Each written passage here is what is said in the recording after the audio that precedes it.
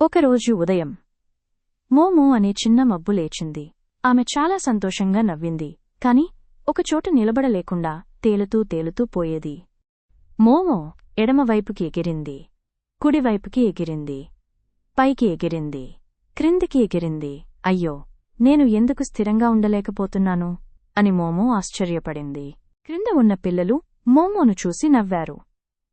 చూడండి, ఆ మబ్బు ఆగడానికే ఇష్టపడటం లేదు అని వారు అన్నారు. మోమో ఒక్కసారిగా ఆగి ఆలోచించింది. నిలబడలేనంటే నేను ఏదైనా అందమైన పనైనా చేసేస్తే అని అనుకుంది. మోమో పెద్దగా చిరునవ్వు నవ్వింది. తాను పొడవుగా చాపుకొని ఆకాశంలో ఒక భారీ రంగురంగుల ఇంద్రధనుస్సు వేసింది. క్రింద ఉన్న పిల్లలు ఆశ్చర్యంతో కేకలు వేశారు. వావ్! మోమో ఇంద్రధనుసు చేసేసింది. వాళ్లు చేతులు ఊపుతూ ఆనందంగా నవ్వారు. మోమో కూడా సంతోషంగా మెరుస్తూన ఆగలేని గాలి అందమైన ఇంద్రధనుసు కావడం కోసం ఉండి ఉండొచ్చు అని అంది. ఇలా మోమో మబ్బు ఆకాశాన్ని రంగులతో నింపింది. పిల్లలు నవ్వుతూ చెప్పుకున్నారు, ప్రతి ఒక్కరిలో ఏదో ప్రత్యేకం ఉంటుంది.